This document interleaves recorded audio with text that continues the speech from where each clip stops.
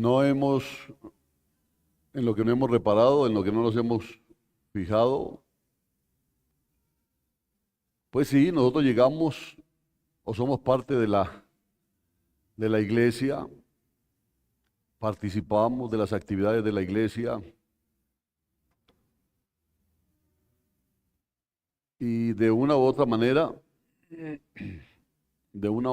pensamos que es la iglesia la que nos tiene que, la que nos tiene que arrastrar, ¿no? Me decían algunos hermanos, que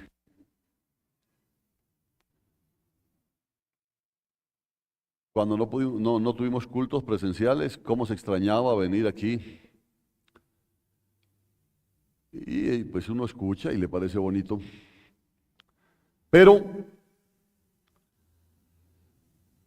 el riesgo que existe, hermanos, hermanas, es sutil, pero no por ser sutil no deja de ser peligroso, y es caer en una vida religiosa. Porque hay una cosa que a mí me impactó, dada la necedad, la terquedad, la altivez del pueblo de Israel. Dios un día le dijo a Moisés: ¿sabes? Lleva ese pueblo a la tierra que yo les prometí. Llévalo. Pero yo no iré con ustedes, dijo.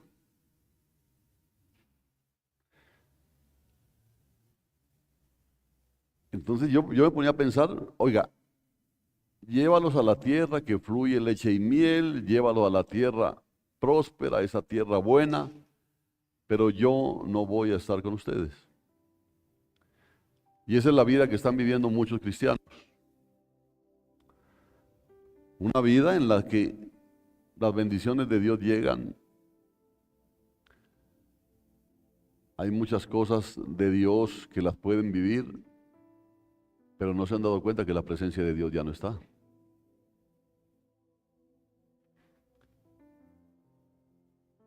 Amén.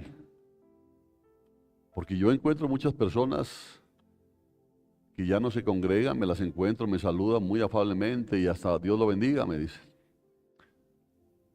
No, entonces yo les digo que Dios los bendiga a ustedes. ¿Cómo estás? Bien, bien, bien, bien, por la gracia de Dios. ¿Te estás congregando? No, pero sí tengo una vida de contacto con Dios y etcétera. Bueno, mire que cuando David adulteró con Betsabé, que nos dice Samuel que David había hecho algo que pareció malo a los ojos de Jehová. ¿Qué pasó? Betsabé llegó a ser reina y David continuó cumpliendo sus deberes como rey. Pero cierto día, mientras estaba en una sesión de gobierno, si usted ha leído la palabra,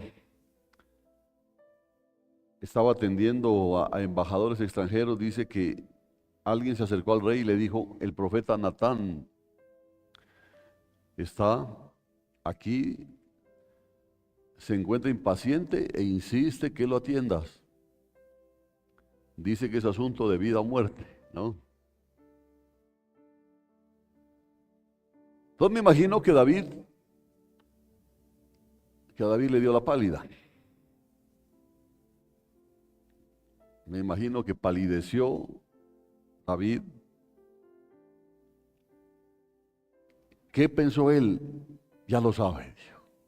Ya Natán lo sabe. Es profeta. Dios tiene que haberle contado todo lo que pasó con Betsabé y con Urías. Él ya sabe que Urías no murió por accidente, sabe que yo prácticamente lo mandé matar. Todo ha terminado, estoy perdido, estoy acabado, me va a delatar, esto se acabó, dijo, ¿no?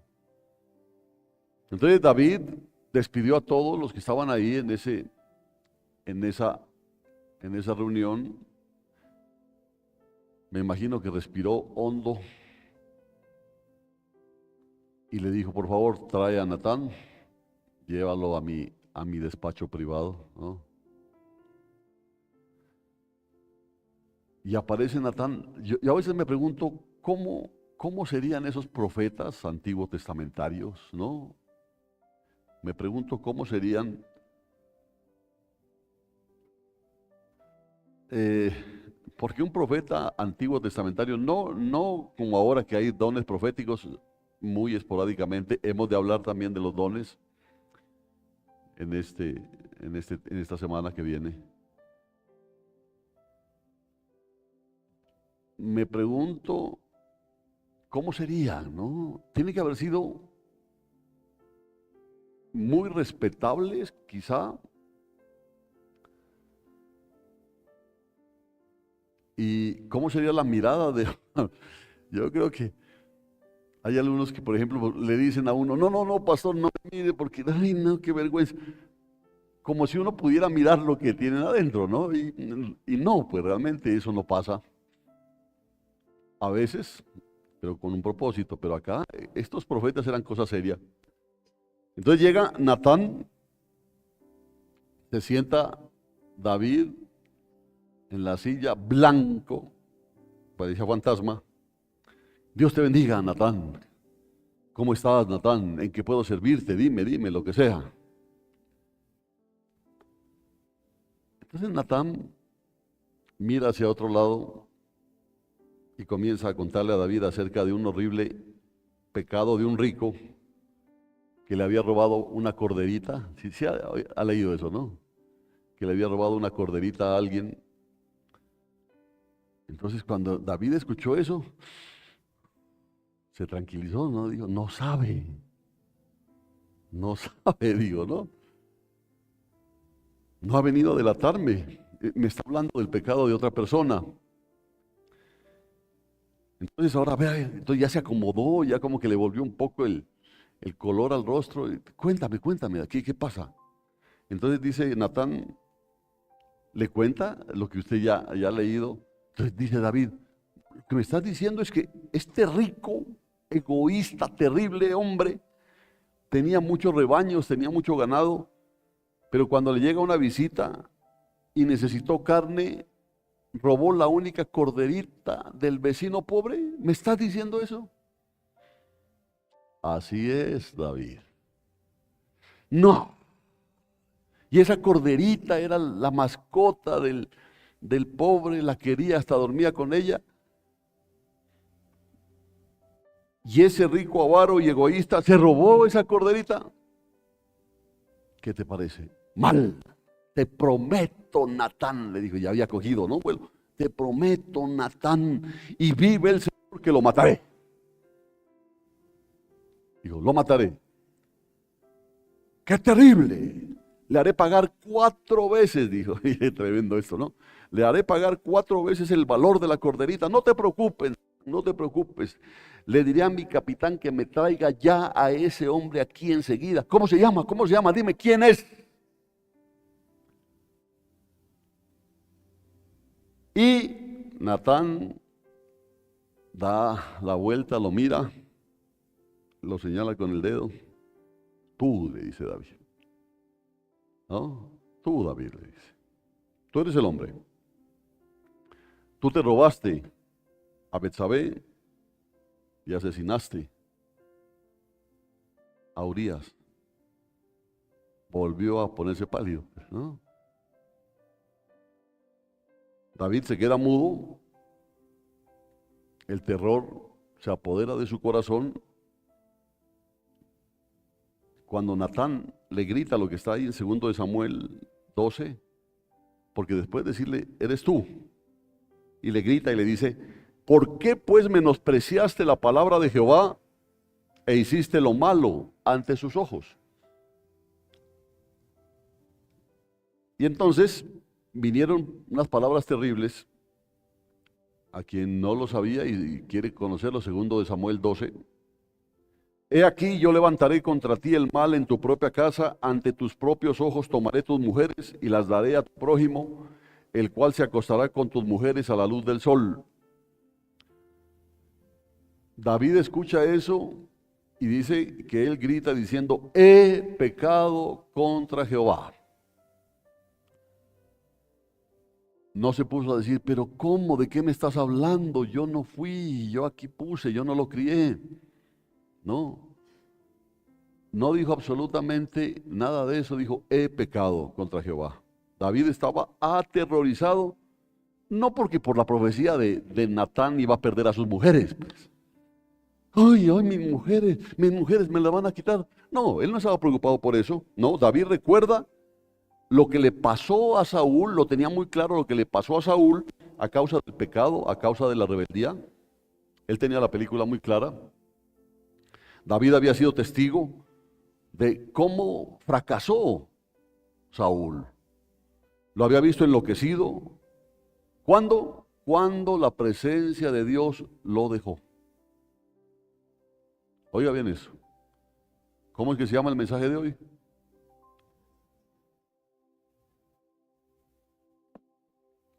Entonces, David se había dado cuenta lo que le pasó a Saúl cuando la presencia de Dios lo dejó. O sea que él no estaba preocupado por sus mujeres, que le iban a quitar sus mujeres, nada. Él me dijo, me voy a quedar sin la presencia de Dios. De eso estaba preocupado. David había sido testigo del fracaso de ese hombre, había llorado al ver a ese hombre que fue un hombre poderoso, maldiciendo, viviendo en temor, viviendo sin esperanza, acosado, no podía dormir, el hombre no podía vivir. David sabía cuál era el fin del hombre que pierde la presencia de Dios. Piense bien esto.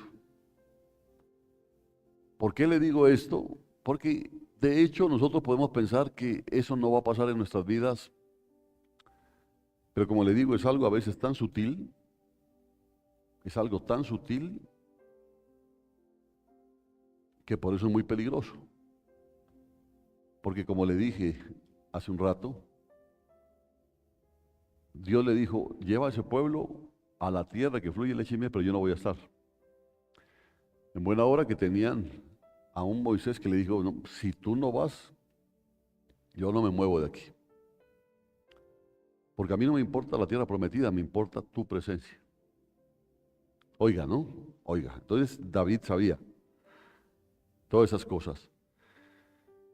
Él había visto el espíritu malo que poseía a Saúl. Entonces dice la palabra que clamó David y dijo, porque yo reconozco mis rebeliones y mi pecado está siempre delante de mí. Crea en mí, oh Dios, un corazón puro y renueva un espíritu firme dentro de mí. No me eches de tu presencia ni quites de mí tu Santo Espíritu. Entonces la pregunta, ¿qué le pasa a un hijo de Dios cuando la presencia de Dios lo deja? ¿Por qué le traigo ese mensaje, hermano? Porque a veces tomamos la vida cristiana muy livianamente, como un juego, como un accesorio.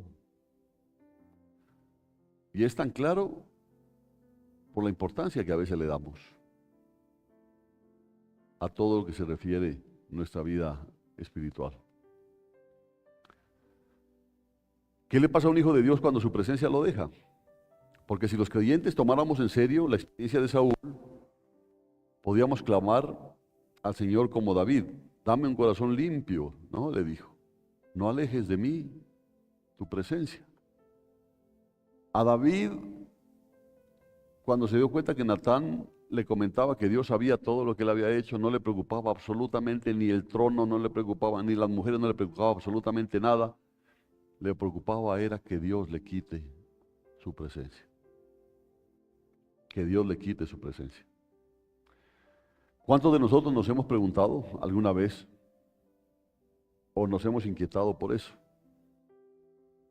¿Cuántos de nosotros podemos decir que la presencia de Dios está con nosotros aún?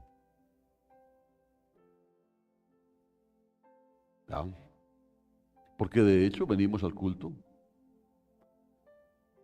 De hecho, tenemos una Biblia. Pero ¿cuántos se han preocupado de si la presencia de Dios está todavía ahí? Porque la pregunta es, ¿qué le pasa a un hijo de Dios cuando su presencia lo deja? Mira la experiencia de Saúl, porque Saúl es un ejemplo trágico de un cristiano que ha perdido la santa presencia de Dios. Es terrible. Yo te voy a mencionar solo 3 síntomas terribles de esa pérdida, para que de pronto te des cuenta, porque a veces llegan situaciones difíciles a nuestra vida y lo que hacemos es echarle la culpa a otras cosas. ¿Sí? Porque es fácil en una vida en comunidad como es la vida cristiana echarle la culpa a otros por lo que nos está pasando. Echarle la culpa a otro por nuestras actitudes. Ya, no, es que fue por esto, es que yo actué por esto, etc. El primer síntoma es un espíritu deprimido y melancólico. El Espíritu de Dios dejó a Saúl porque él no quiso obedecer el mandamiento del Señor. A Saúl se le ordenó que no hiciera nada antes de que Samuel llegara a Gilgal a buscar la voluntad de Dios y hacer sacrificio. Pero dice la palabra que Saúl se impacientó y tomó el asunto en sus propias manos. ¿Sí se acuerda usted, no? Que no llega. Es que él dijo que en 7 días, y mira, ya es el 7º día y esto está. Y nada de que llega. Entonces se adelantó Saúl a ofrecer sacrificio. Y cuando llegó Samuel, ¿qué has hecho?, le dijo. No, pero es que te demorabas en llegar. Yo te dije 7 días. ¿Qué día vamos? 7º. Y entonces Dios lo dejó. Dice primero de Samuel 13, porque tú no has guardado lo que Jehová te mandó. Y nosotros tenemos muchas cosas que Jehová nos ha mandado. Y tendríamos que mirar si hemos guardado lo que Jehová nos ha mandado. Acá le dijo, porque tú no has guardado lo que Jehová te mandó. No tomó la palabra de Dios en serio. Porque esa es la situación grave, ¿no? Que la palabra de Dios nosotros la podemos escuchar, a veces la reciben en medio de bromas que se hace desde acá del púlpito y todo, pero es la palabra de Dios y hay que tomarla en serio. Le sobrevino un espíritu de envidia y celos, se volvió inseguro. Vaya escuchando. Celos, envidia, inseguridad, ¿no? ¿Se acuerda que decía que la multitud cantaba? Saúl derrotó a sus 1000 y David a sus 10,000. Saúl se enojó muchísimo, estas palabras le desagradaron y pensó, a David le dan 10,000 y a mí me dan 1000. No le falta más que el reino, dice. Desde aquel día en adelante Saúl miraba con sospecha a David, celoso, ¿no? Celoso, inseguro.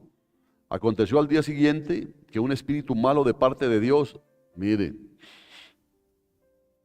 usted pensaba que los espíritus malos solo vienen del diablo. Este es un espíritu malo de parte de Dios. Un espíritu malo de parte de Dios se apoderó de Saúl y éste desvariaba dentro de su casa. David tañía el arpa con su mano como lo hacía día tras día y Saúl tenía una lanza en la mano. ¿Por qué lo llevó a David? Porque cada vez que David tocaba el arpa, se calmaba el espíritu malo que tenía Saúl. Saúl corría por la casa rompiendo cosas como un loco. Era un ataque terrible de locura. Deliraba como un loco. Dice que esa lanza se la arrojó una vez a David con intención de matarlo. Dice Samuel, Saúl temía a David porque Jehová estaba con él. Póngale cuidado. Saúl temía a David porque Jehová estaba con él, mientras que se había apartado de Saúl. O sea que la presencia de Dios ya no estaba con Saúl. Y mire cómo andaba.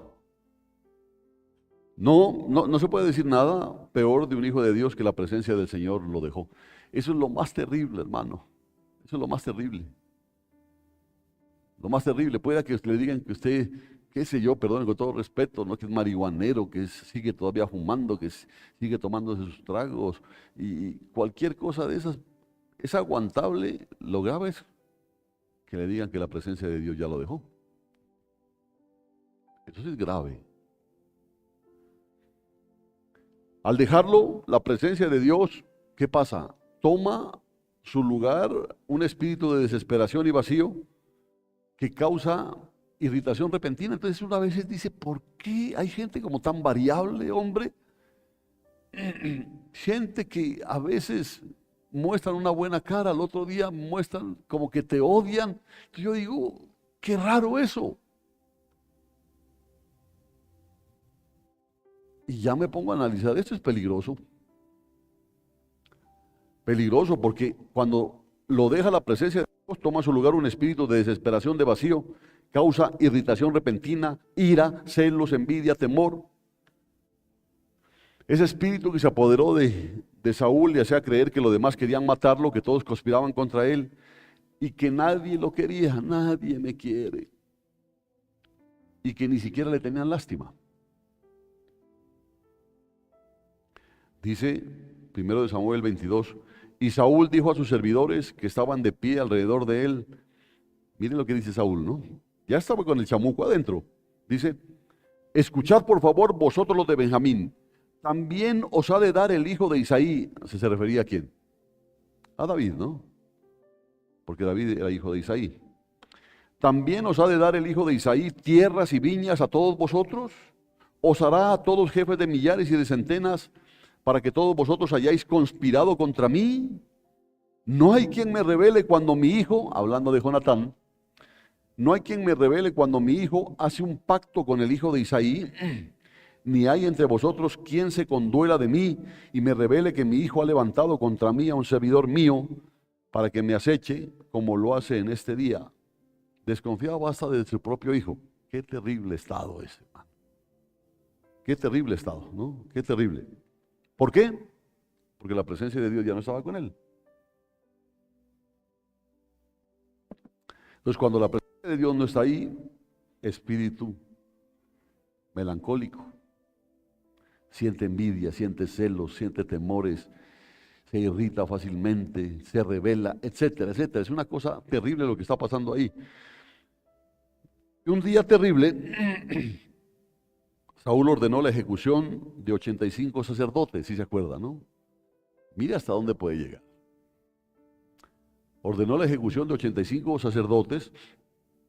Entonces causó la completa destrucción de la ciudad sacerdotal de Nob, porque mató, dice, que mató no solamente a los sacerdotes, sino a las mujeres, madres e hijos, murieron ahí.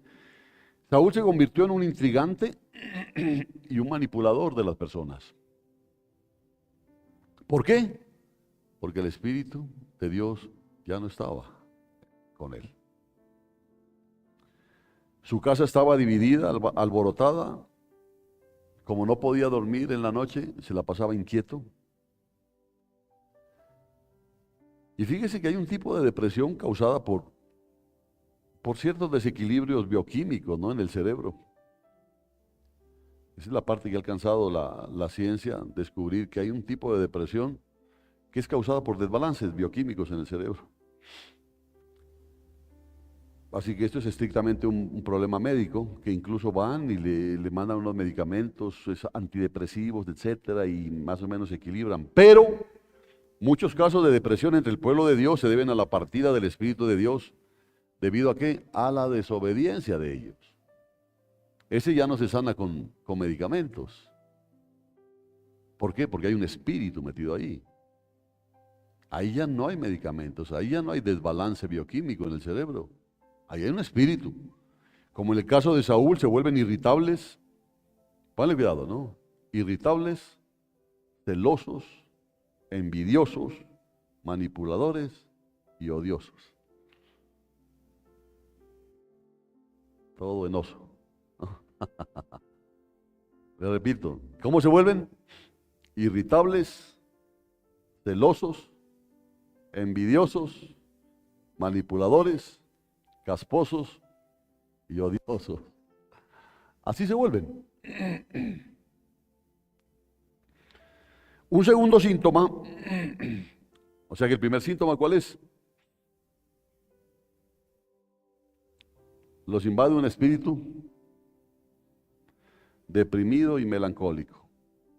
Entonces son esas personas que uno no sabe no sabe qué pasó, porque, hombre, si yo hasta ayer lo despedí bien y hasta andaba risueño y al otro día no me da ni la hora. Y ya lo miran, te miran raro y ya no participan de la comunión con los hermanos, sino que se aíslan o simplemente se van, pero siguen asistiendo, mire, ¿ya? Pero siguen asistiendo. Ahora, un segundo síntoma de la pérdida de la presencia de Dios son esas confesiones frecuentes de que no, perdóname, yo sí reconozco mi pecado, está delante de mí, perdóname. ¿No? Son confesiones frecuentes y movimientos poderosos, ocasionales del Espíritu, pero sin un cambio de corazón. O sea, hay veces que dice, ya se reconcilió con Dios, porque lo ve uno temblando, lo ve adorando y todo, y se acerca y abraza y todo, pero algo que no se mantiene. Saúl siempre confesaba y decía, he pecado, lo siento, lo dijo en Gilgal, cuando desobedeció a Dios. ¿Se acuerda cuando perdonó la vida y el ganado del rey Agag? Cuando la orden era que acabe con todo, ¿no? Hasta con el ganado. Pero sin embargo, dejó lo mejor del ganado y al rey Agag le perdonó. ¿Sí se acuerda usted de eso, no? Se lo dijo a David después de que éste no quiso matarlo en la cueva. Le dijo, tú eres más justo que yo, oh David, porque tú me has tratado bien cuando yo te he tratado mal. Y ponía esa cara así, ¿no? Uno dice, qué bueno. Saúl se arrepintió otra vez ahí en Aquila, después de que David se metió al campamento, mientras los guardias de Saúl dormían, y dice que tomó la lanza y tomó hasta la cantimplora. Entonces clamó, he pecado, dijo, ¿no? ¿Quién? Saúl. He pecado, vuelve David, hijo mío. Dice en 1 Samuel 26, porque ningún mal te haré en adelante, pues hoy mi vida ha sido estimada preciosa ante tus ojos. He aquí que he actuado neciamente y he cometido un grave error. Sin embargo, a pesar de todo eso, su corazón nunca cambió, nunca cambió. En realidad se endureció más. Con cada confesión que hacía, como que se iba entenebreciendo más, iba endureciendo más. ¿Por qué, hermano? Porque el Espíritu de Dios ya no estaba, la presencia de Dios ya no estaba ahí con él. Qué terrible eso. Y cuando David escapó a Ramá, dice la palabra, para estar con Samuel y los profetas, Saúl fue allá para matarlo. Pero cómo es tremendo, ¿no? Saúl, él recibía informaciones, porque sapos nunca faltan, ¿no? Recibía informaciones, entonces le dijeron, Saúl está en Ramá. Y allá se fue David, Saúl, con su ejército. Pero el Espíritu de Dios vino sobre Saúl. ¿Sabes lo que hizo Dios? Lo tomó, dice, ¿no? Dice en 1 Samuel 19, fue a Nayot en Ramá y también sobre él vino el Espíritu de Dios e iba profetizando. Imagínense, Saúl profetizando. Iba profetizando hasta que llegó a Nayot en Ramá. Él también se despojó de su ropa y se puso a profetizar de la misma manera delante de Samuel. Todo aquel día y toda aquella noche estuvo echado desnudo. Por eso se suele decir, también está Saúl entre los profetas. Imagínense, él iba con el ánimo de matar a David, lo cogió Dios, ¡pum!, le mandó su espíritu y no aguantó el voltaje y quedó en el suelo, dice, desnudo. Entonces, cuando se acercó al fuego de Dios, ese es el problema. Cuando la presencia de Dios ya no está en ti, tú te acercas al fuego de Dios, el Espíritu de Dios lo golpeó como un rayo. Tremendo. Y todo el día y la noche alabó a Dios con expresiones de éxtasis y profetizó, pero cuando se levantó, volvió a lo mismo. Porque Dios mandó el Espíritu sobre él pesado para dejarlo ahí, para que no haga nada contra David. Pero cuando volvió a quitarle el Espíritu, volvió a lo mismo. Así son muchos creyentes que en ocasiones Dios se les acerca, entonces lloran y le prometen a Dios que las cosas van a cambiar. Y Dios en su misericordia les da periodos de fortalecimiento para acercarlos a Él y oponerse al pecado, pero no cambian, no cambian. Y eso es lo delicado, porque son periodos en los que Dios dice, veamos a ver qué pasa con este. pero no cambian. Grave es el asunto ahí. No llevan una vida devota, no estudian la Biblia, no oran. Entonces la presencia de Dios no permanece en ellos. Ya no sienten que el Espíritu de Dios los cubre. No sienten eso. Y eso se convierte en un círculo vicioso porque sienten ellos de que la presencia de Dios no está. Ven a otros a los que el Señor visita, a los que el Señor toma, y eso los molesta a ellos, y ellos se vuelven a envenenar y tratan de buscar, y Dios quiere darles la mano, pero ellos vuelven a lo mismo. Horrible, hermano. Y el tercer síntoma de la falta de la presencia de Dios es una vida confusa, una vida sin guía, sin mensaje personal de parte de Dios. Es una persona que se dice cristiano, pero no hay mensaje en él. Es una persona que se dice cristiano, pero hablas con él, es como hablar con alguien del mundo, o peor. Terrible eso. Terrible. Y una de las historias más tristes de la Biblia cuenta que Saúl buscó el consejo, ¿se acuerda de quién? De una bruja, de la divina de Endor. Como tiene una vida confusa, es el problema. Tiene una vida confusa, una vida sin mensaje, entonces tratan de buscar por aquí, por allá. Por eso es tan peligroso el internet, para quien no tenga el Espíritu de Dios. El que tiene el Espíritu de Dios tiene la película clara. ¿Ah? El que no tiene el Espíritu de Dios anda buscando lo que no se le ha perdido. Y a veces encuentra cosas que no debe encontrar. Aquí le pasó, dice que él buscó el consejo de la divina de Endor. ¿Por qué? Porque Dios no quería responderle. Dios no le iba a responder. ¿Por qué? Porque su presencia ya no estaba.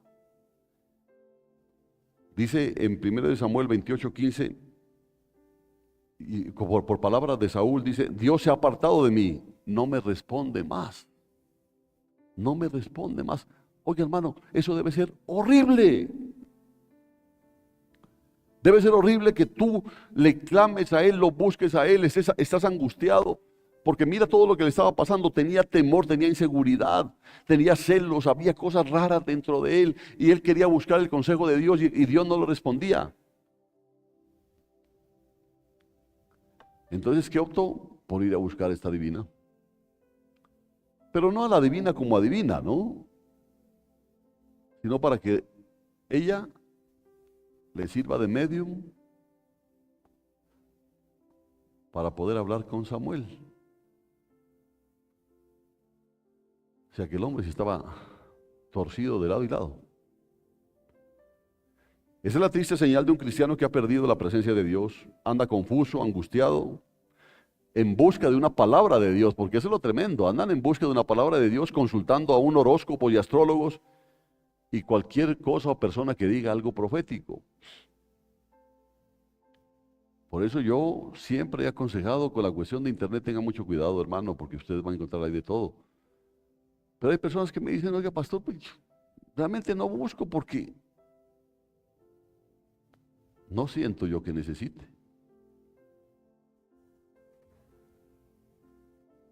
Tenga mucho cuidado con eso. Esa es la primera parte, porque la segunda es cómo se pierde la presencia de Dios. ¿Cómo se pierde? Hoy en día, los creyentes pierden la presencia de Dios de la misma manera en que el pueblo de Israel perdió la presencia de Dios. Después de que Israel fue salvo del Mar Rojo y todos sus enemigos fueron vencidos y quedaron muertos en el mar, dice Éxodo 14, cuando Israel vio la gran hazaña que Jehová había realizado contra los egipcios, el pueblo temió a Jehová y creyó en él y en su siervo Moisés. Mire, después, cuando vio la gran hazaña que Jehová había realizado, ahí sí el pueblo temió a Jehová y creyó en él y en su siervo Moisés, porque vio los prodigios que Dios había hecho. O sea que después que fueron salvos, eso es preocupante,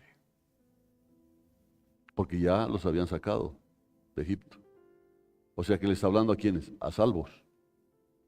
Después de que fueron salvos, prometieron darle a Dios una habitación, prometieron darle a Dios un lugar en su corazón para guardar su presencia. Toda la nación le prometió. Éxodo 15:2 dice, Jehová es mi fortaleza y mi canción, Él ha sido mi salvación, este es mi Dios, yo le alabaré. Estaban diciendo, yo le prepararé habitación, el Dios de mi Padre, a Él ensalzaré. Todo lo que le ha prometido usted, hermano, cuando a veces está tocado en sus emociones y le dice, Señor, yo siempre voy a tener un tiempo de oración, siempre te voy a adorar, bendito Dios, yo siempre voy a hacer esto y siempre porque tú eres mi Dios, eres todo para mí, qué lindo, y se ve usted, pero no cumplió, se olvidó. Lo dejó. Escucha esto, hermano. La presencia de Dios se pierde porque no le das un lugar donde mantener la presencia de Dios. Porque la mayoría piensa que la presencia de Dios es ahí algo etéreo, pero la presencia de Dios es la presencia de Dios. A Él ahí, cuando está la presencia de Dios hay que dedicarle tiempo, hay que dedicarle espacio, hay que dedicarle entrega, no el tiempo que te sobra, ni el espacio que te sobra, ni tratarlo como se te dé la reverenda gana. O a usted cuando llega a visitar a una persona y le hacen mala cara, ¿qué? ¿Se queda ahí? Porque si usted se queda ahí es un cara de hueso. Pero si va a visitar a alguien y ve que le hacen mala cara, ¿qué es lo que hace? Se levanta y se va.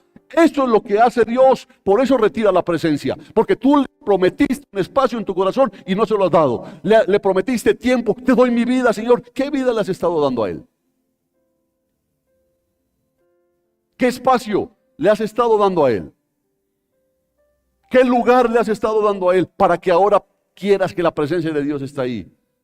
Él es humilde, pero Él es digno. Él es digno. Israel le prometió a Dios que nunca olvidaría su hora de liberación, que su corazón sería tienda, su lugar de habitación y que siempre se acordarían de Él. Eso le prometió Israel. Porque eso habla de comunión diaria. ¿Usted se acuerda que cuando regresaron el arca, dónde puso el arca David? En su habitación. Él llevó el arca a su habitación. Ahí nos estaba mostrando el Señor. Eso era el amor que David tenía por la presencia de Dios. Señor, un día en tus atrios a 1000 fuera de ellos, decía él. Pero ¿de qué sirve venir a un culto a estar así dormido? ¿De qué sirve? O sea, ¿qué presencia de Dios es la que estás tú respetando? ¿De qué sirve tener una Biblia en tu casa si no la lees? ¿De qué sirve no darle un lugar especial, un lugar secreto, un lugar de intimidad? Estás mostrando simplemente que la presencia de Dios no es importante para ti. Y eso es lo triste porque uno ve muchos hermanos que llegan y los ve en todas las actividades y los ve en todo y después empiezan a apagarse y ya la asistencia es muy esporádica, ya. Entonces yo digo, ¿qué es lo que pasa? Y me preocupa. Porque la pregunta es, ¿cómo se pierde la presencia de Dios? Se pierde sencillamente porque se te olvidó de dónde te sacó el Señor. Se te olvidó todo lo que Dios hizo por ti. Porque que te haya dado trabajo, que haya puesto provisión en tu mesa, es lo de menos. Él te rescató de la muerte eterna. Envió a su Hijo a morir por ti, cuando eras enemigo de Dios. Y por eso tú prometiste darle a Él un lugar especial. Señor, siempre contigo, yo nunca me apartaré de ti. Y ya ni a los cultos vienes. ¿Por qué pensaba en este mensaje? Porque como le dije al comienzo, es sutil el asunto. El asunto es peligroso porque es sutil poco a poco. Ya empiezas a tomar tu vida espiritual y le empiezas a dar un manejo diferente. No, pues es que uno sabe, tampoco es esta cuestión de que estar todos los días. No, Él no te dice que vengas todos los días al culto. Pero sí te pide que todos los días estés en comunión con Él. Pero lo tremendo es que cuando tú estás en comunión con Él vas a necesitar los cultos.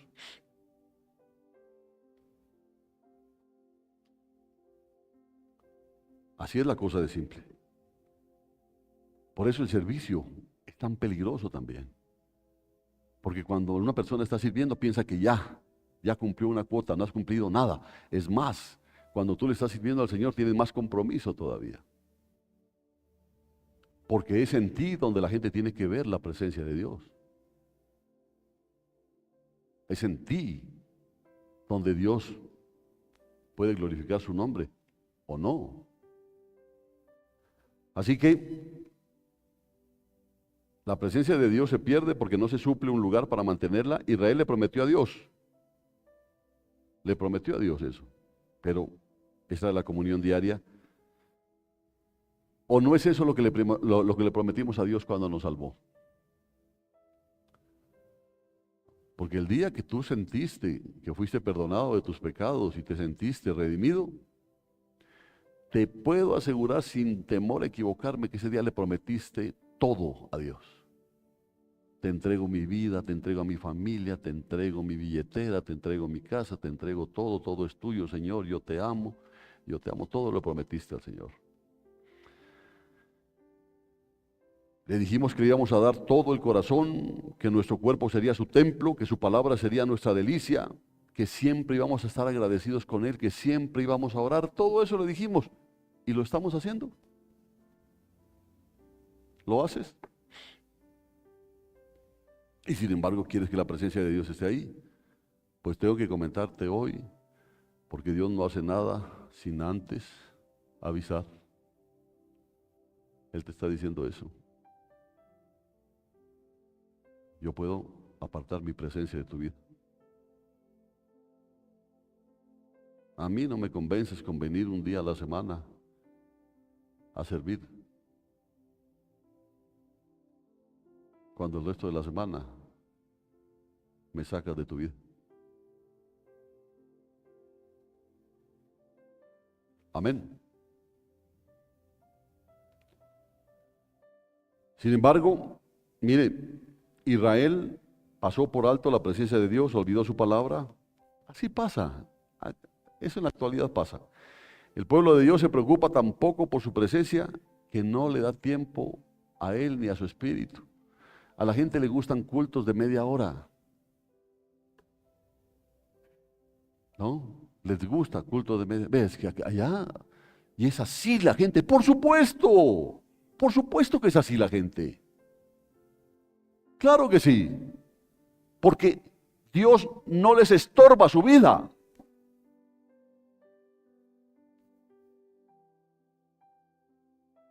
A ver, Señor, te voy a dedicar media horita. Señor, a ver, rápido. ¿Qué me vas a decir? Que te amo. Ya, sí, yo sé. Yo también te amo. ¿Y qué más? Ya, me voy, Señor. Ahora sí a disfrutar mi domingo. Están podridos, hermano. Están llevados.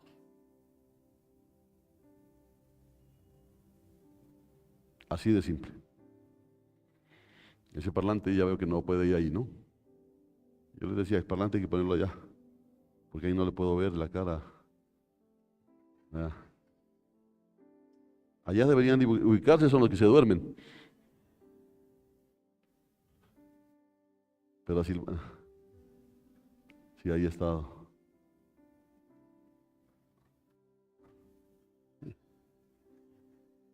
Hay que ir, ¿no?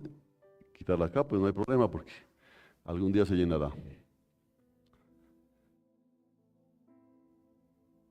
El pueblo de Dios se preocupa tampoco por su presencia que no le da tiempo ni lugar a su espíritu. Entonces rara vez visitan el aposento santo de oración, que es su habitación, su tienda, ¿no? Rara vez. Rara vez. Muchos citan el versículo porque él mismo ha dicho, nunca te abandonaré ni jamás te desampararé. Así dice, ¿no? Si usted busca en Hebreos 3:5, mire. Entonces dice, no, es que él prometió nunca. Jesucristo prometió nunca dejarme, mi eterno compañero. Él será, qué bonito, ¿no? En las luchas y en las pruebas, yo siento su amor. Aleluya, el Señor está aquí. ¿Y qué? Es que Él prometió nunca dejarme. El que prometió nunca dejarme. Pero Hebreos 13:5. ¿Qué dice? No amen el dinero, estén contentos con lo que tienen, pues Dios ha dicho, nunca te faltaré, jamás te abandonaré. ¿Ya? Entonces se apoyan en eso diciendo, no, yo sé que a veces me descuido, pero el Chuchito sabe, ¿no? Él sabe, él prometió que nunca me iba a dejar. Aquí lo dice en su palabra, pero los siguientes versículos nos dejan claro que tenemos un altar superior. Oiga, tenemos un altar superior. Es que el altar no es solamente este aquí, porque es un altar totalmente físico y simplemente dispuesto para un culto aquí. ¿Ya? Pero tenemos un altar superior que es el sacrificio de Cristo. Creo que de eso te has olvidado. Quienes aún, mire, dice, versículo 6, así que podemos decir con toda confianza, el Señor es quien me ayuda, por eso tendré miedo. ¿Qué me puede hacer un simple mortal? Acuérdense de los líderes que les enseñaron la palabra de Dios, piensen en todo lo bueno que haya resultado de su vida y sigan ejemplo de su fe. Jesucristo es el mismo ayer y hoy y siempre, así que no se dejen cautivar por ideas nuevas y extrañas. Mire lo que está diciendo, ¿no? Pero si él dijo que no me iba a dejar ni abandonar.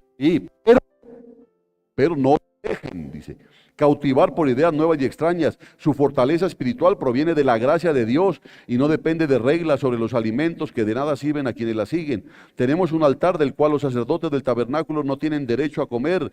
O sea, eso anterior, la vida religiosa ya no sirve, estaba diciendo el Señor, porque tenemos un altar superior que es el sacrificio de Cristo. Pero si tú no tienes claridad de eso, el Espíritu de Dios no puede estar contigo. La presencia de Dios no puede estar contigo. Mira,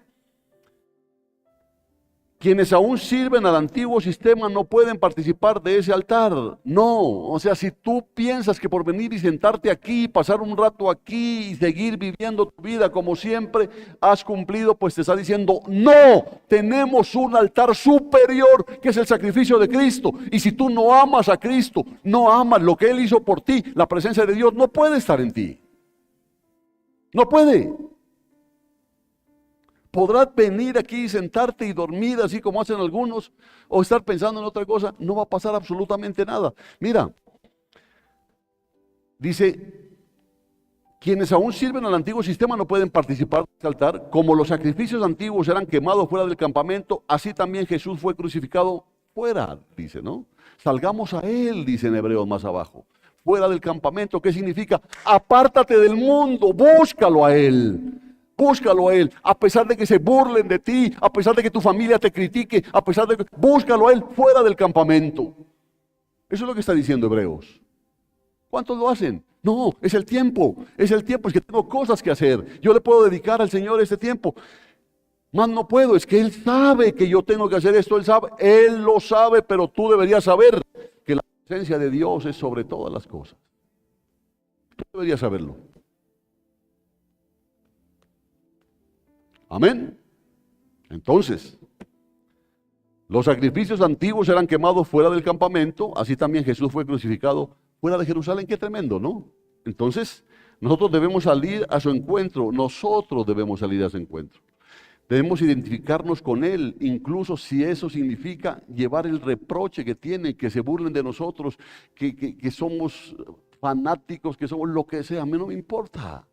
Que mi familia me diga esto, aquello, no me importa, hombre, pero si tu familia es la que está normando tu vida, la presencia de Dios no está en ti. No, es que mi familia, que tu familia te puede salvar. ¿Te puede salvar tu familia del infierno? Y entonces, ¿por qué aquel que sí te puede salvar del infierno, para él no hay tiempo? Para Él no hay espacio en tu vida. Para Él no hay dedicación en tu vida. Para Él no hay devoción en tu vida. Como si la hay para cantidad de cosas que tú haces.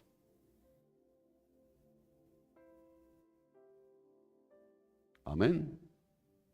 Entonces, esto es un llamado a una fe valiente, a una fe separada de ese ritualismo vacío. Porque de nada sirve, bueno, un ritualismo vacío. Mire, yo veo esos espacios. ¿Qué pasó con la gente? ¿Dónde está?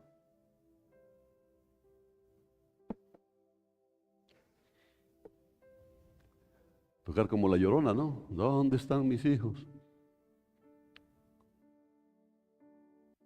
¿Dónde están? A mí me preocupa eso. Me preocupa.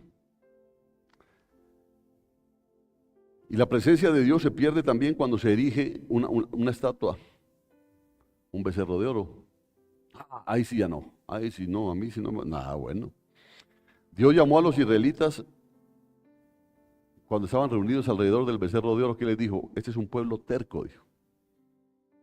Este es un pueblo terco. Es que el becerro de oro. Dicen, yo no, yo cogí ese poco de santos que había en mi casa y los boté.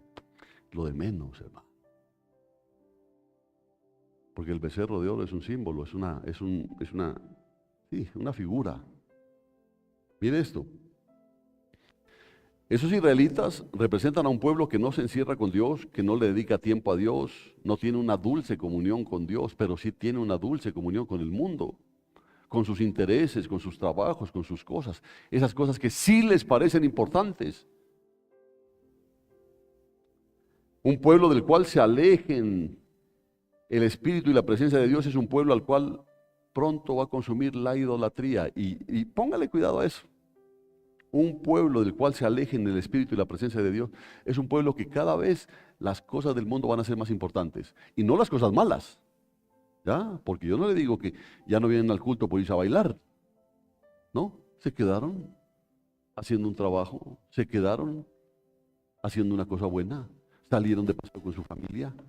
No, se quedaron, pero pronto eso se les va a convertir en un ídolo, un becerro de oro.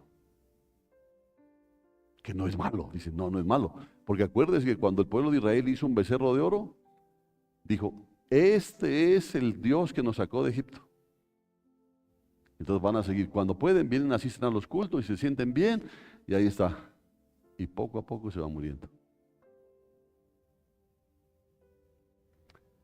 No se debe ridiculizar a los israelitas que danzaban alrededor del becerro de oro, porque el creyente no debe decir con lástima, ¿cómo pudieron descender tan bajo? Pues el becerro de oro está todavía entre nosotros, hermano. ¿Qué va ese pueblo? Qué terrible ese pueblo, y estamos en las mismas.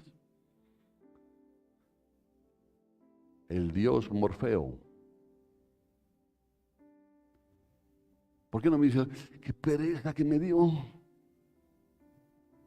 Qué pereza. ¿Morfeo que se llamaba el Dios del sueño? Sí, ¿no? Morfeo, ¿no?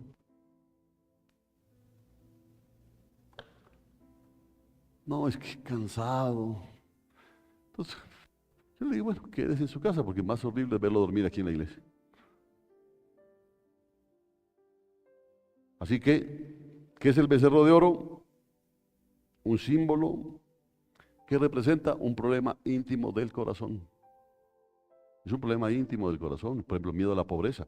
Porque es que tenía un trabajo. Ah, bueno.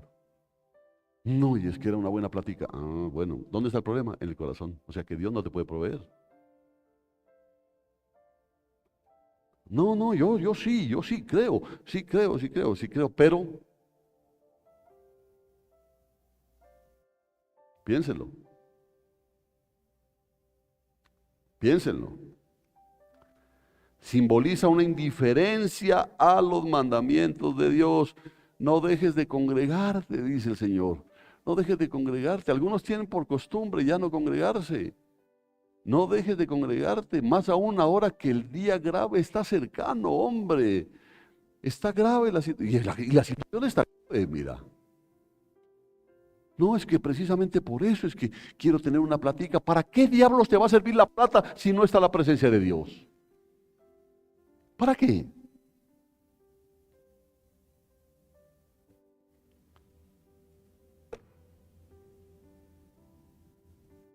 En sus actos los israelitas dijeron, bueno, no puede ser que Dios cumpla lo que dice.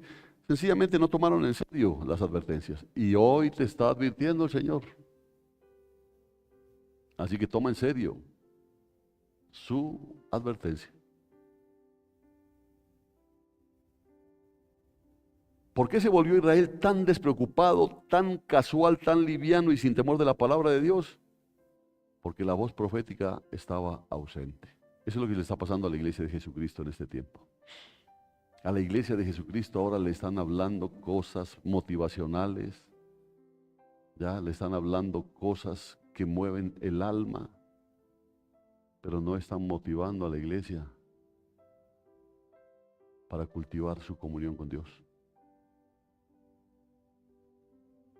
No le digo empezando por cultos de media hora. Y entonces se jactan. Es que la iglesia es así. Por supuesto, y se va a llenar más todavía. Porque a la gente le gusta eso, pero sin compromiso. Pero la palabra de Dios te compromete. La palabra de Dios tiene esa cualidad. La palabra de Dios te llega y te compromete.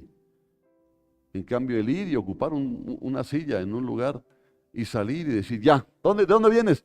El culto. Ah, velo, el santo. Ahí vamos, ahí vamos.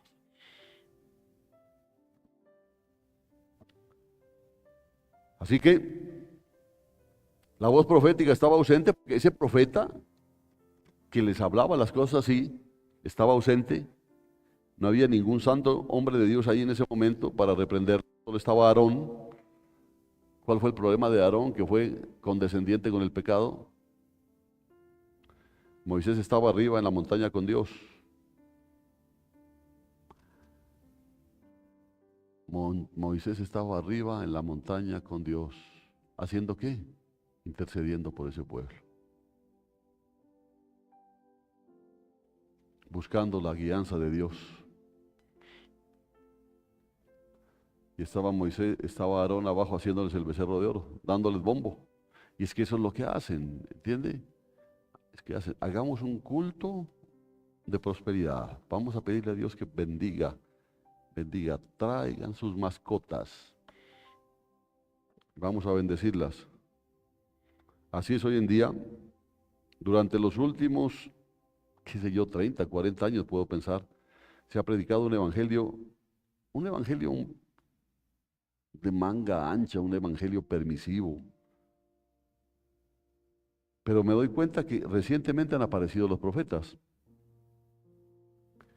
Recientemente se están levantando hombres de Dios con mensajes contundentes. Recientemente está sucediendo eso. Póngale cuidado.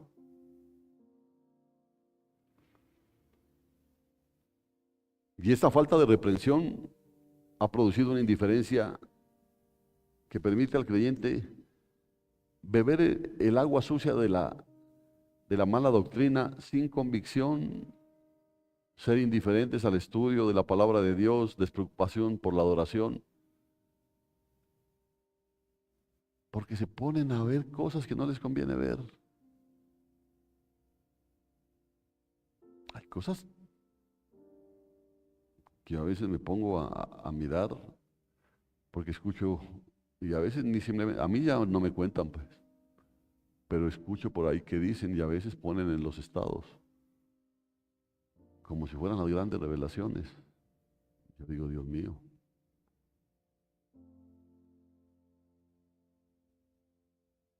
Y siembra tu terreno con 2 tipos de semillas y te vas a dar cuenta que vas a perder las 2 semillas. Así es de simple. La palabra lo dice, no siembres un campo con 2 tipos de semillas, porque la una va a entorpecer a la otra y a la final vas a terminar dañando todo. No, pero es que lo que pasa es que uno se edifica y entonces vaya a edificarse allá, pues hermano. Pues si yo estoy comiendo en un restaurante y me siento insatisfecho, ¿qué hago? Busco otro restaurante. ¿O no?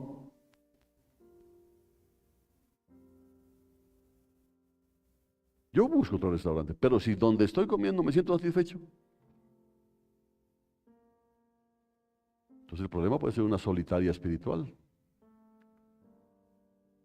que es grave,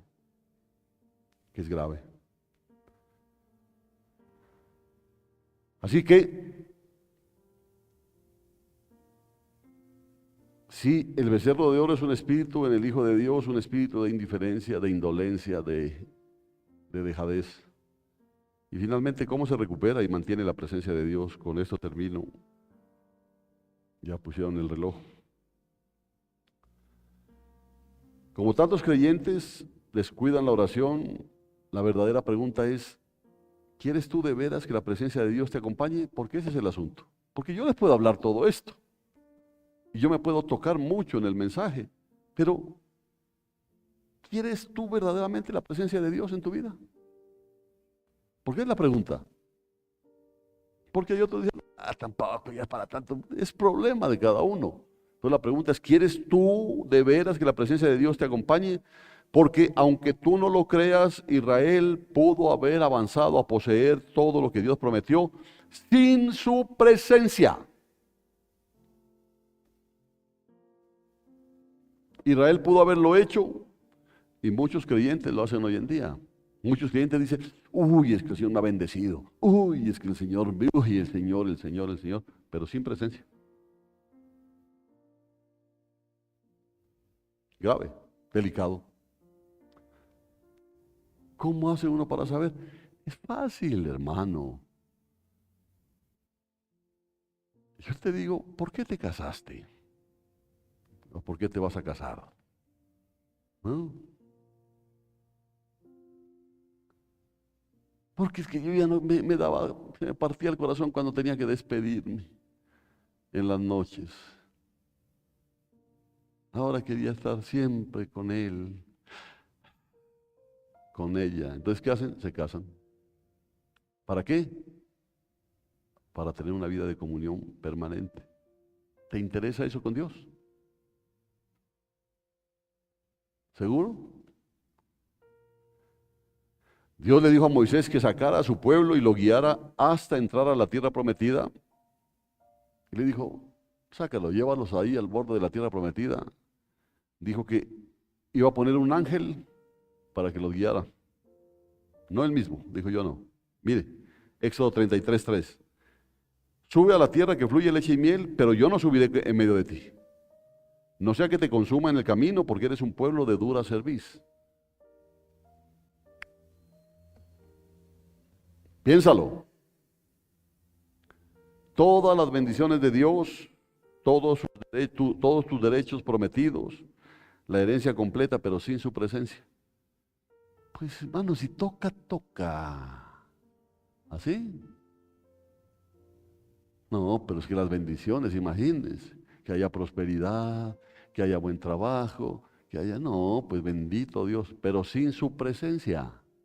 Sin su presencia, la presencia de ángeles a una tierra que fluye leche y miel, pero no la presencia de Dios. ¿Qué es lo que quieres tú? Y respóndete honestamente. Porque yo no te estoy diciendo que de aquí en adelante van a caer rayos, que te va a ir mal, que aquí te vas a caer a la salida y que te vas a partir una pata. No, no te vas a seguir. Vas a seguir y vas a seguir con tu trabajo y de pronto tu trabajo va a seguir creciendo. Pero sin la presencia de Dios. Y dice la palabra que Cristo viene no por los que lo esperan, sino por los que aman su venida.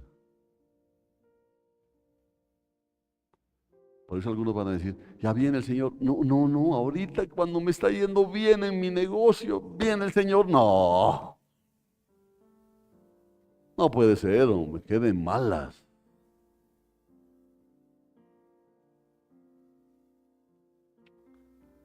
Entonces el Señor va a decir, tranquilo, tranquilo, usted sigue con su negocio, yo no vengo por usted. Yo vengo por los que me aman. Y me aman de tal manera que aman mi venida. Saúl perdió la presencia de Dios, pero Dios le permitió derrotar a los amalecitas. Oiga, derrota a los amalecitas y ya no tenía la presencia de Dios. Saúl venció a los filisteos, todavía era rey. Pero cuán terribles son las consecuencias de quedar fuera de la presencia del Señor. ¿Por qué?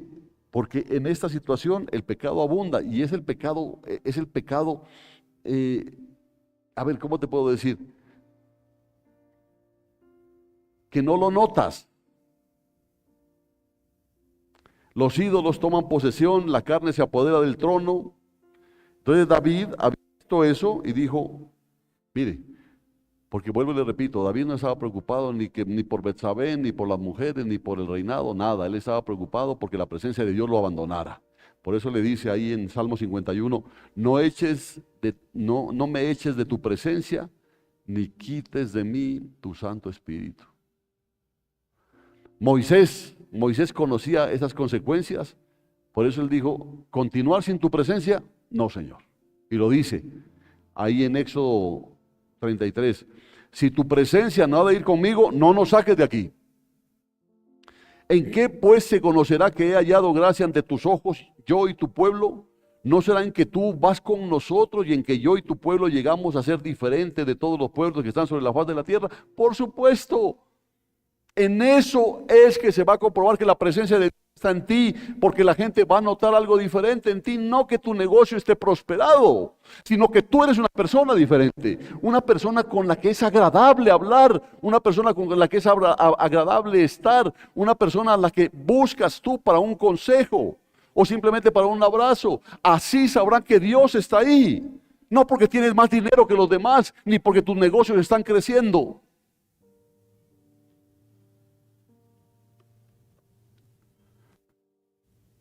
Ocurrieron entonces tres cosas antes de que regresara la columna de nube de la presencia de Dios, porque Dios le dijo, si no marches con nosotros, no nos muevas de aquí, Señor, yo no me voy a mover de aquí. Dice Éxodo 33, 4, al oír el pueblo esta mala noticia, o sea que Dios no iba a ir con ellos, y espero que usted también escuche esto, porque Dios te está diciendo hoy, si sigues así, yo no voy a seguir contigo. Sí, te va a seguir yendo bien en tu negocio. Sí, vas a seguir creciendo. Sí, vas a seguir engordando. Sí, vas a estar bien, pero yo no voy a estar contigo. Al oír ese pueblo esa mala noticia, ¿cuál era la mala noticia? Que Dios no iría con ellos. Ellos hicieron duelo. Ellos hicieron duelo. Ellos dijeron, no, ¿cómo puede ser? Uno se atavió con sus joyas. Entonces Moisés tomó una tienda y la levantó fuera del campamento. Acuérdense que en esa época no estaba el tabernáculo todavía. Dice que tomó una tienda y la levantó fuera del campamento a considerable distancia. A considerable distancia.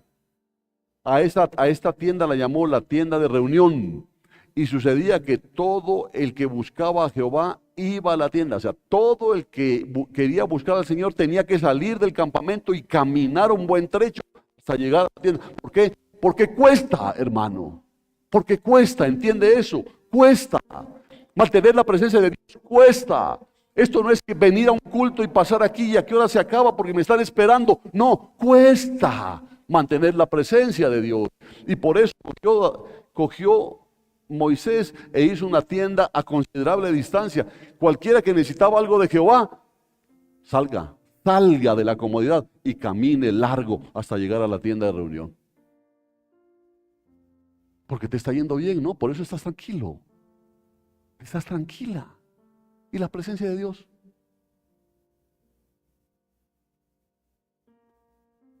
¿Y la presencia de Dios? Mira, a esta tienda la llamó tienda de reunión y sucedía que todo el que buscaba a Jehová iba a la tienda de reunión que estaba fuera del campamento. Cuando Moisés entraba en la tienda, la columna de nube descendía y se detenía a la entrada de la tienda y Dios hablaba con Moisés. Primero, ¿qué hicieron? Vistieron de luto. O sea, ojalá este mensaje lo compunja usted un poco. Se vistieron de luto, lloraron, se entristecieron, se arrepintieron al conocer la triste noticia de la partida de Dios, que Dios estaba diciendo, ya no voy a estar con ustedes.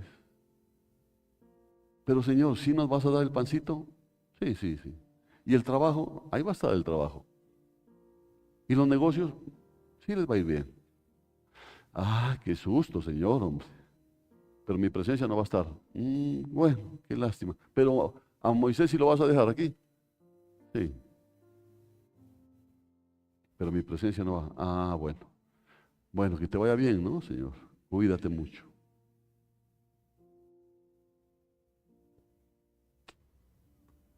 Aprendieron que Dios no habitaría con un pueblo terco. que tuviera su palabra en poca estima. Por eso le digo, usted tiene un problema al congregarse aquí, que la palabra aquí es diferente a la palabra del resto. Allá le dicen que Dios jamás lo va a abandonar, que Dios jamás lo va a dejar, y le doran la píldora, le hacen sentir bien. Entonces, claro, sigue llegando la gente, sigue llegando la gente, sigue llegando la gente, pero aquí no.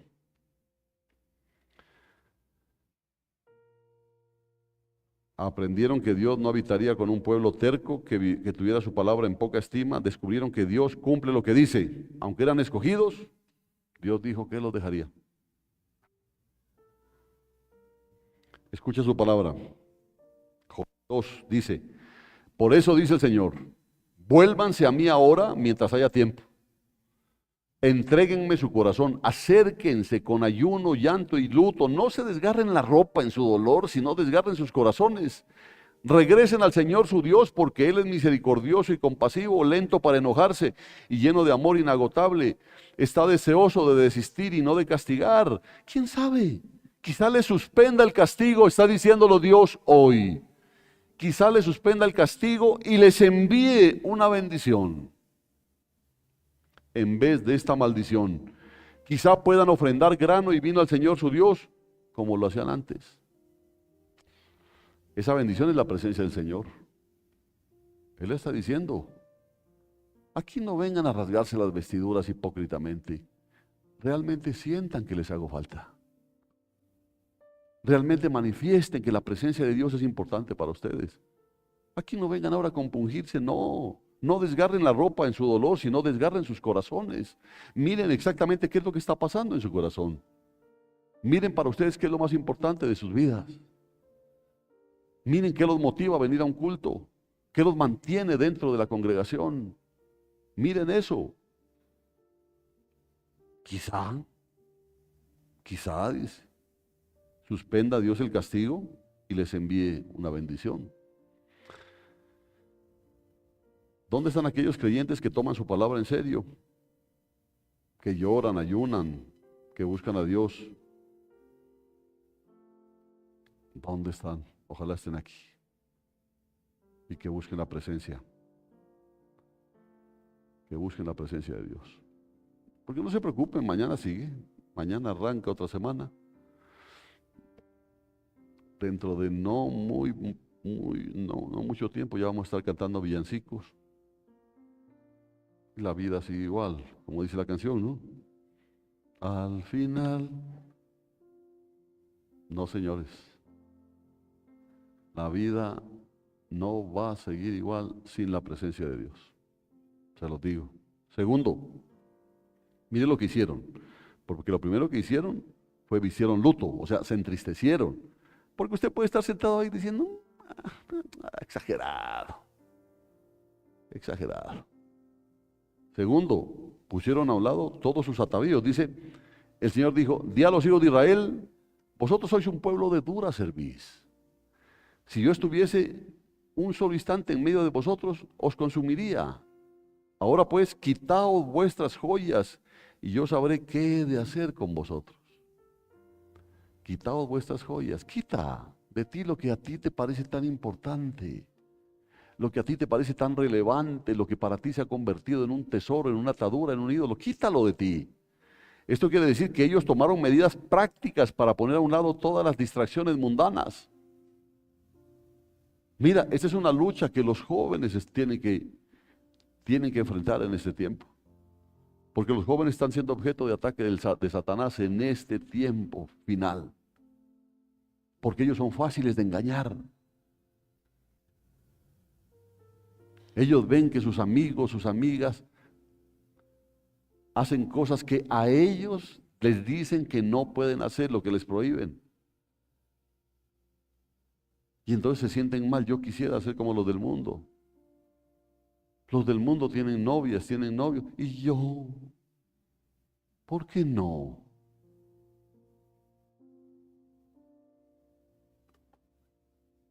¿Por qué no le preguntas a Dios? No le preguntes ni al pastor, no le preguntes ni a tu mamá ni a tu papá. Pregúntale a Dios si tienes la presencia. ¿Por qué? ¿Por qué, Señor? Ya te va a decir, porque los del mundo lo primero que quieren es acabar con tu honra. ¿O crees que los del mundo están buscando tu edificación espiritual? Por eso Dios dice, no, todo tiene un tiempo y todo tiene un modo. Y para que eso sea conforme a mi corazón, que nunca falte mi presencia en tu vida.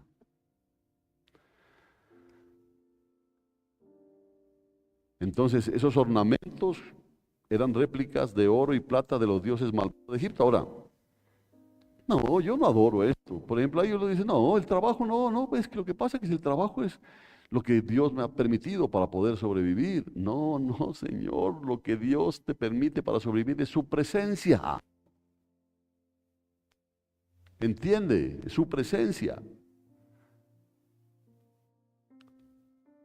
No, eso no tiene significado para mí, eso es un recuerdo sentimental. Sin embargo, Dios sabía que era algo más que eso. Mire lo que dijo el profeta Sofonías, porque Dios dijo que advirtió que iba a juzgar a esas personas. Extenderé mi mano contra Judá y contra todos los habitantes de Jerusalén. Eliminaré de este lugar lo que queda del culto de Baal y el nombre de los sacerdotes idólatras. Eliminaré también a los que se postran en las azoteas ante el ejército de los cielos, a los que se postran y juran por Jehová y al mismo tiempo juran por Moloc. Entonces, ¿ustedes se acuerdan del dios Mamón? ¿Será que existe en medio del pueblo o no?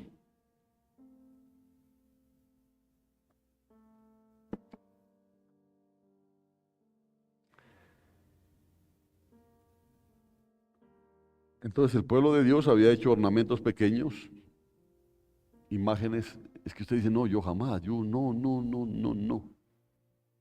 Pero no te das cuenta que estás haciendo ídolos,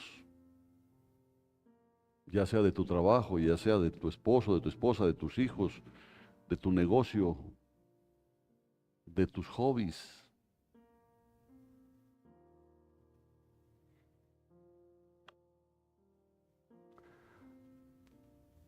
El problema es este. Hasta entonces Dios había soportado con paciencia eso. Pero ahora el asunto era de vida o muerte. ¿Y por qué? Porque el tiempo es final. Como que Dios dice, bueno, pobres tontos. Pero ahora dijo, ya no más. Ya no más. El asunto es de vida o muerte. Esos amuletos pequeños les habían hecho construir un becerro de oro, porque ese es el problema. ¿Se acuerda de qué hicieron el becerro de oro? ¿Qué dijo Aarón? Traigan los aretes, traigan los pectorales, traigan las manillas, traigan eso, y hicieron el becerro de oro. Ese es el problema. Empieza con tu negocio, empieza con tus cosas, empieza con tus hobbies, empieza con tus vainas, y poco a poco eso se va fundiendo y se va formando un becerro de oro. Entonces dijo Dios, ya basta, ya no más. Si ustedes quieren algo diferente, lo menos que pueden hacer es desprenderse de todo lo que los atrae, de todas las cosas a las que sacrifican su tiempo. Despréndase. Pero es que, Señor, bueno, pues usted no puede y listo. Los creyentes decimos que queremos la presencia de Dios, pero ni siquiera echamos a un lado las cosas que sabemos que apartan nuestra atención de Él. Entonces, ¿para qué? ¿Cuándo puede decir que quiere la presencia de Dios? Y usted se va a dar cuenta cuando vengan ahorita los tiempos finales. Ahí todos los que faltan generalmente a los cultos y los que tienen sus dioses aparte, esos van a estar los primeros que van a querer venir aquí a ocupar los primeros lugares buscando de Dios, pero Dios les va a decir, miren el dedito, ya no más. Ya no más. ¿Por qué, Señor? ¿Por qué? Porque si yo envío mi presencia, te mato. Te mato. Te mato. Por eso le dije, yo no voy con ustedes. Porque si yo voy con ustedes, yo los mato, dijo Dios, le dijo Moisés. Josué entonces le ordenó al pueblo, ahora pues temed a Jehová, servidle con integridad y con fidelidad, quitad de en medio los dioses a los cuales sirvieron vuestros padres al otro lado del río y en Egipto y servid a Jehová. Quitad significa despide a tus dioses. Despídelo, sácalo de ti. Cada uno tiene que ponerse la mano en el corazón y saber cuál es el Dios que ha erigido. Pensar que es que yo por eso es que sobrevivo, por eso. No, tú sobrevives porque Dios quiere que sobrevivas. Porque así millonario también te puedes morir.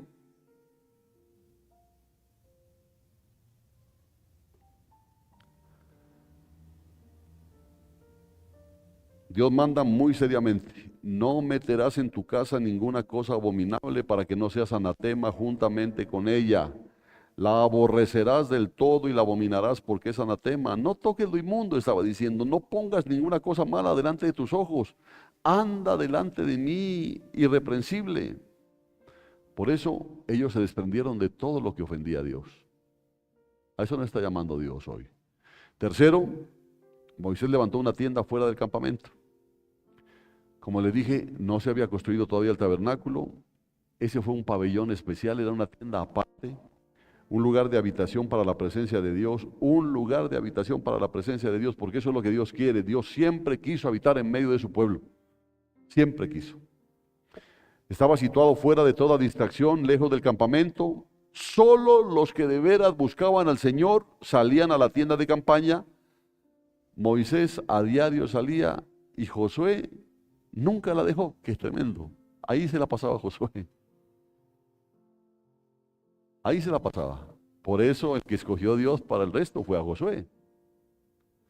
Esa tienda representa el aposento secreto de oración del creyente. Por eso te digo, que te va a costar, sí te va a costar. Que tiene que ser fuera del campamento, sí. Para eso tienes que renunciar a muchas cosas del mundo que te están cortando la vida, que te están cortando tu tiempo, que están cortando tu entrega a Dios. Ay, es que mi negocio se ha crecido y ya no me queda mucho tiempo. Te fregaste, hermano. Te fregaste.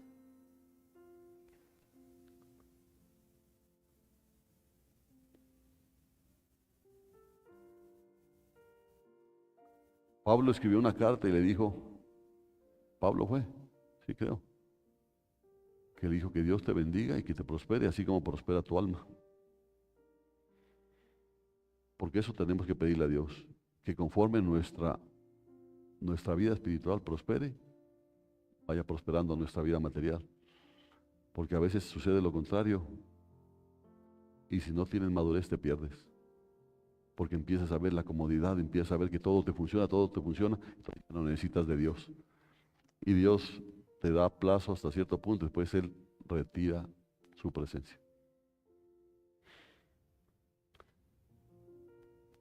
El Hijo de Dios debe dejar atrás a su familia, debe dejar atrás su horario atareado de trabajo, debe apartarse de todo para encontrarse con el Señor, buscar su rostro.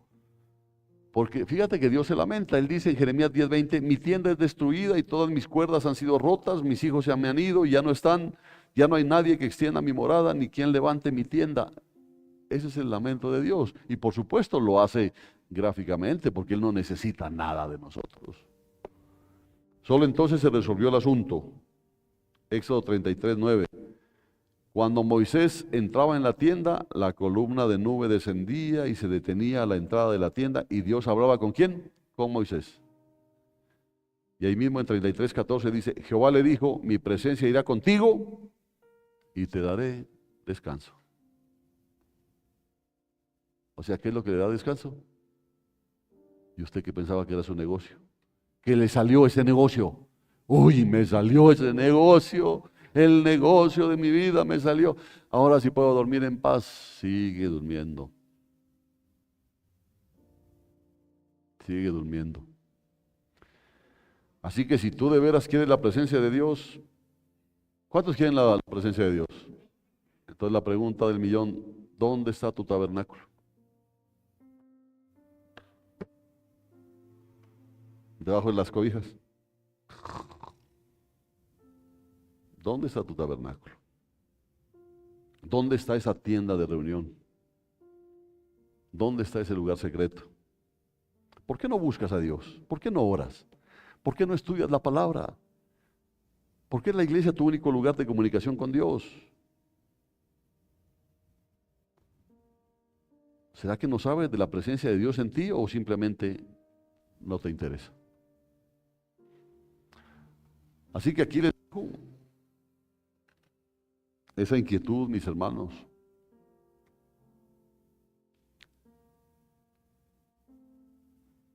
Cada uno verá. Cada uno verá.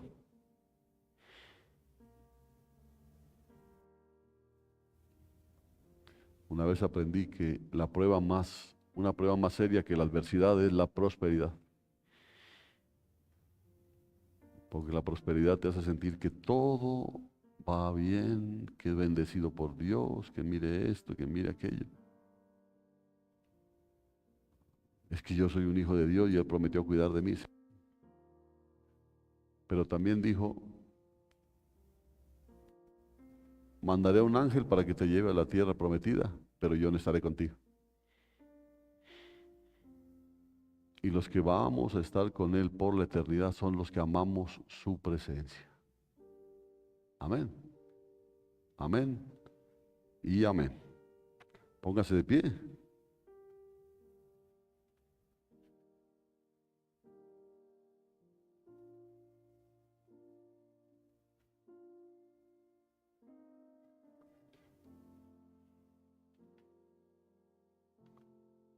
Y si quiere una oración,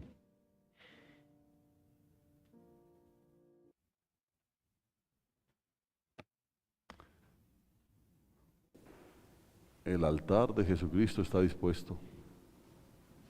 Así como esto, porque esta palabra vino para salvarlo, no para acabarlo. Esta palabra vino para que usted reaccione.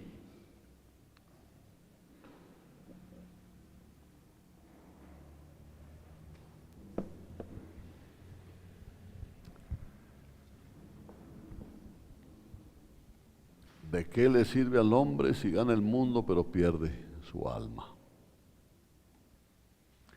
¿Qué puedes dar en rescate por tu alma? ¿Qué? ¿El negociazo? ¿Qué puedes dar en rescate por tu alma?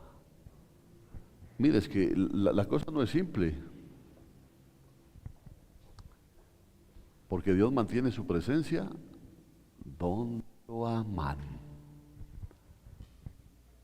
donde lo anhelan, donde lo escuchan. Eso no es cuestión de que yo voy a la iglesia y ahí está la presencia de Dios. Bendito Dios, su presencia está aquí por un compromiso que Él tiene con su palabra, porque Él respalda su palabra. Pero de ahí lo importante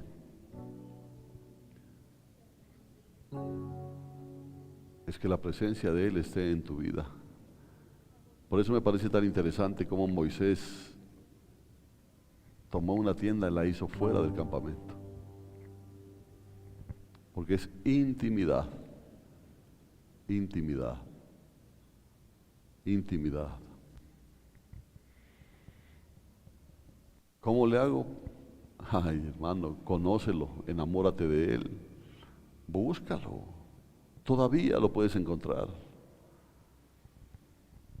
¿Tienes tiempo de oración? Búscalo. Yo no voy a imponerte las manos, pues recibe la presencia de Dios. No, no, no, no, no. Dios estará donde quiera estar. Y Dios se manifestará en aquellos que lo reciben con gozo, con humildad, con necesidad. Así que si te has descuidado, pídele perdón. Si has descuidado su presencia, pídele perdón. Si has permitido que las cosas del mundo te envuelvan, pídele perdón. Si tu vida se ha vuelto muy compleja pensando en el futuro, azarándote por el futuro, estás equivocada. Lo más valioso en nuestras vidas es su presencia. Absolutamente nada más. Nada más.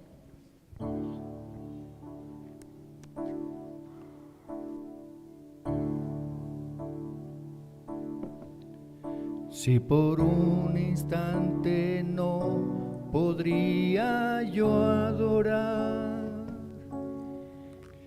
Si por un momento no te daré, yo no. Si mi cántico de amor ya no es para ti,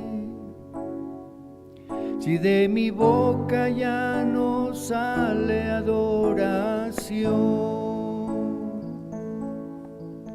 si yo he dejado que tú seas mi primer amor, si mis obras ya no muestran ese amor,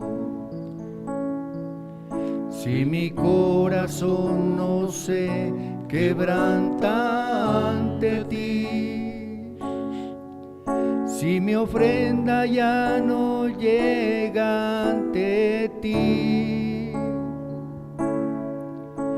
yo quiero volver a amarte,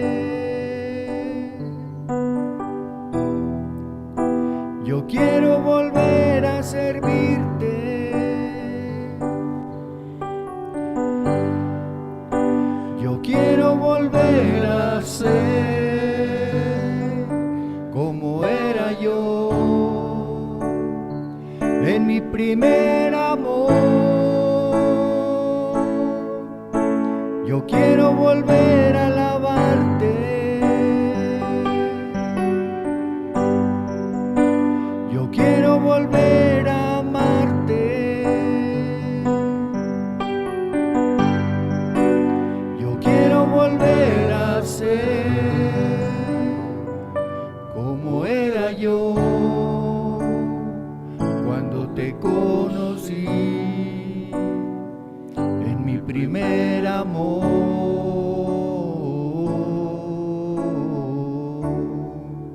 Bendito y amado Dios, gracias por tu palabra. Gracias por advertirnos a tiempo, Dios.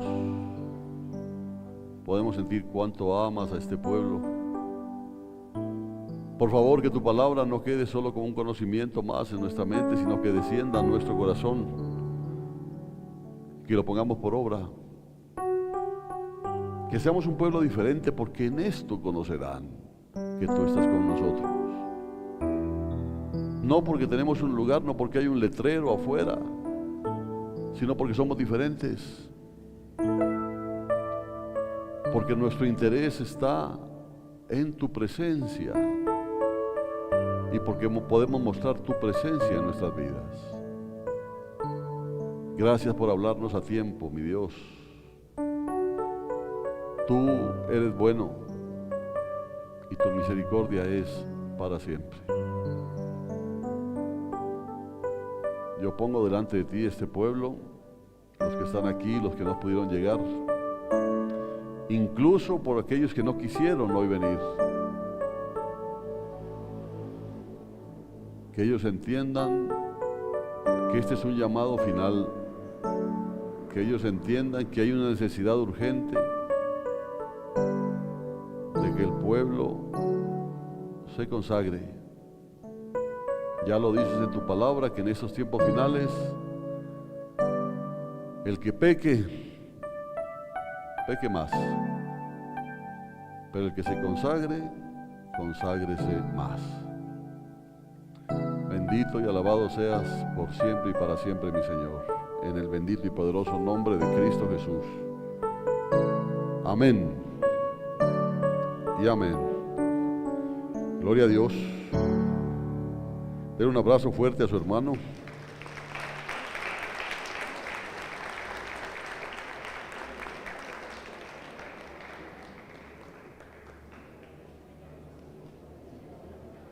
Dios le bendiga, mi pastor.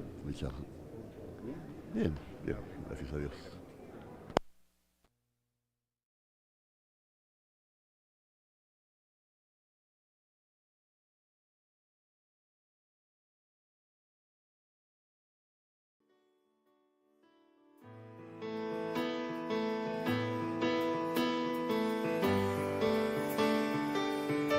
Gloria a Dios.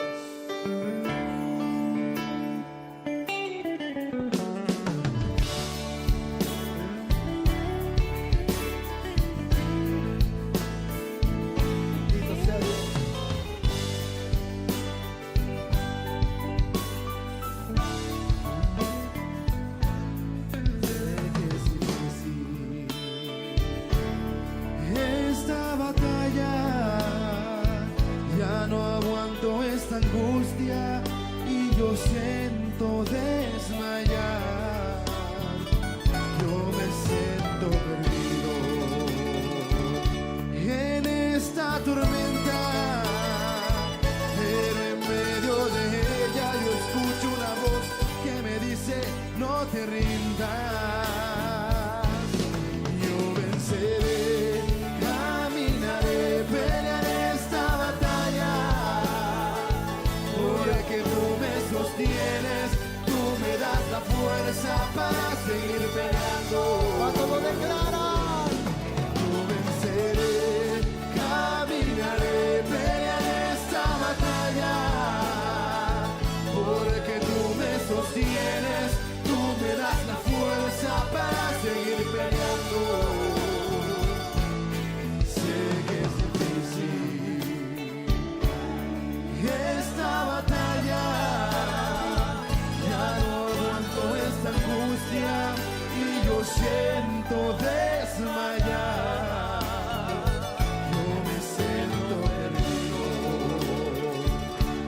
en esta tormenta, pero en medio de ella yo escucho una voz que me dice: no te rindas, yo venceré, caminaré, pelearé esta batalla, porque tú me sostienes, tú me das la fuerza para seguir peleando. Yo venceré, caminaré, pelearé esta batalla, porque tú me sostienes, tú me das la fuerza para seguir peleando.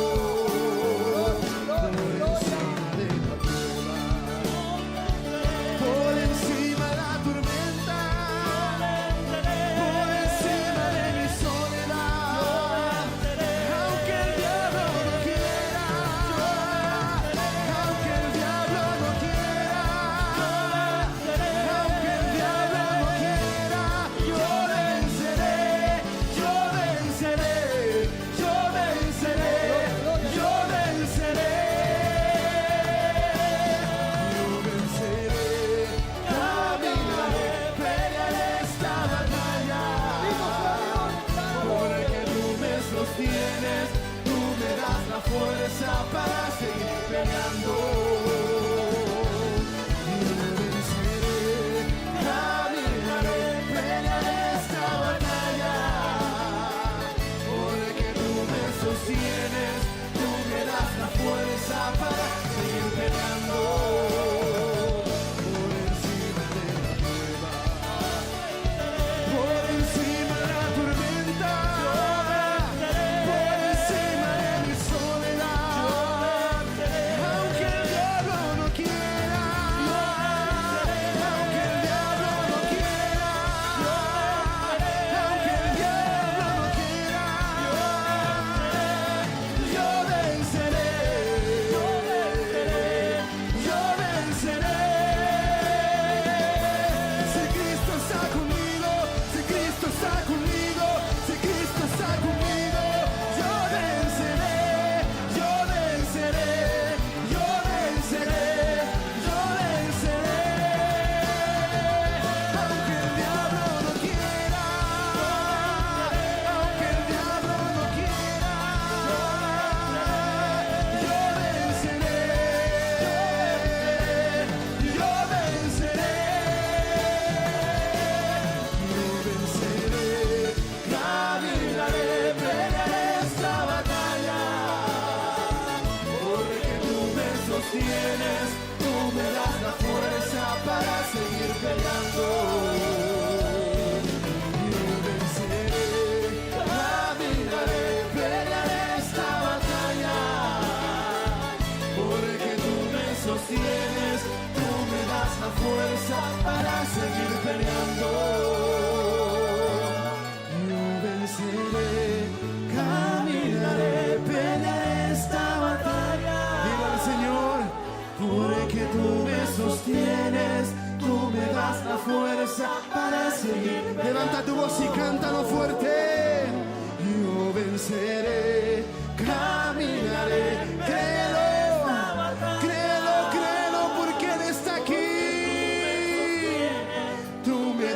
fuerza para seguir peleando.